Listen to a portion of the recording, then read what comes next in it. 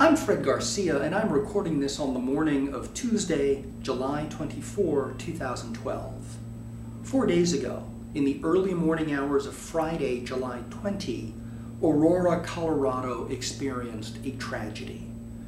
At the midnight showing of the most recent Batman movie, The Dark Knight Rises, a heavily armed gunman opened fire on the movie audience, and in the course of 2 minutes, killed 12 and wounded 58 others. The shooting took place at about 12:38 local time, about 2:38 on the East Coast.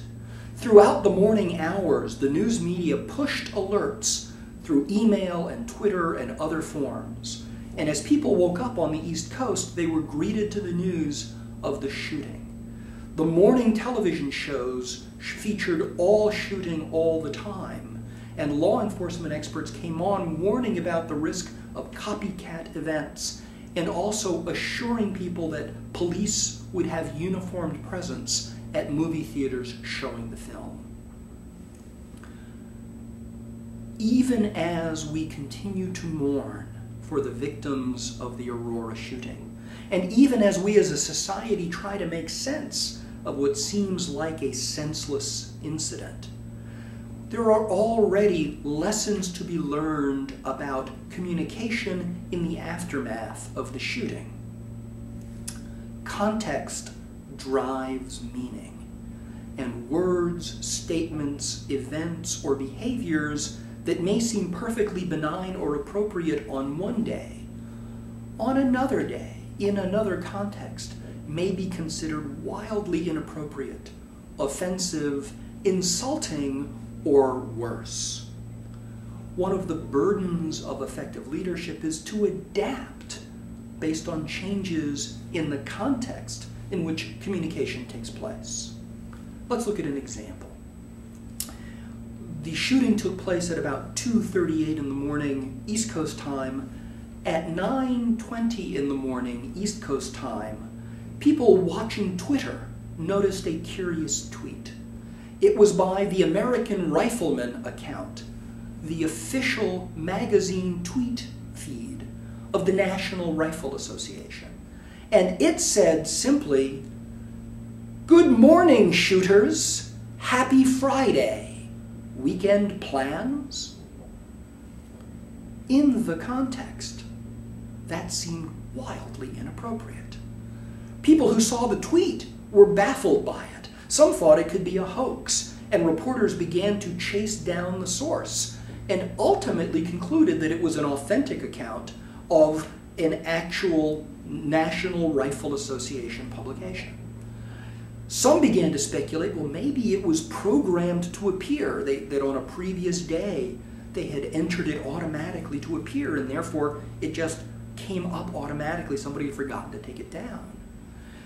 The tweet remained up and live for more than 3 hours, and all the while it became viral as people were sharing their sense of outrage about the apparently insensitive comments in the aftermath of the shooting. Finally, after 12 noon, the tweet came down, and the National Rifle Association issued a brief statement that said, an individual who had been unaware of the events in Colorado had posted the tweet, which was now being taken out of context. That was the extent of the statement. No apology, no other explanation, just that. Saying that an individual unaware of Colorado had posted the tweet suggested that it wasn't an automatic posting that had been scheduled earlier, but that an actual human being in the moment made the decision to post the tweet. That left people baffled about how can somebody be on Twitter and not notice the news of the day that was all around them. The Columbia Journalism Review published its own tweet that said this demonstrates the risks of not paying attention to the news. What this incident calls to mind is the need to adapt based on changes in context.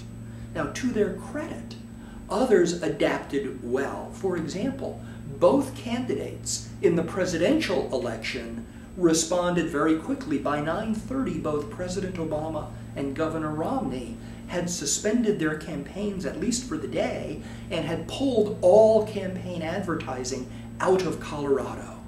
That was seen by the public to be the right thing to do. Others also adapted. So, for example, the movie's distributor, Warner Brothers, canceled that night's scheduled Paris premiere and also put all interviews with cast members by the news media on hold. More significantly, Warner Brothers looked out across its other offerings and asked, do we need to adapt about those as well, and concluded that it did. It took the trailer for a movie set to come out in September and pulled it. The movie, called Gangster Squad, has a scene that is in the trailer of people with automatic weapons shooting into a movie theater audience from behind the screen. Warner Brothers recognized that in the moment that would be wildly inappropriate, and it pulled the trailer. The director of the movie posted a statement on the movie's own website expressing sympathy for the victims and also expressing concern for the communities affected by the shooting.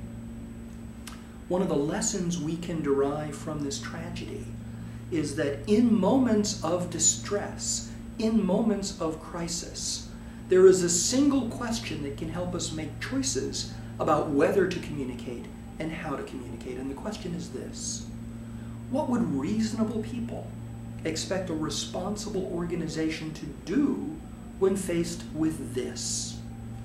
As we look out across the events of Friday morning, it's very clear that both President Obama and Governor Romney met that test.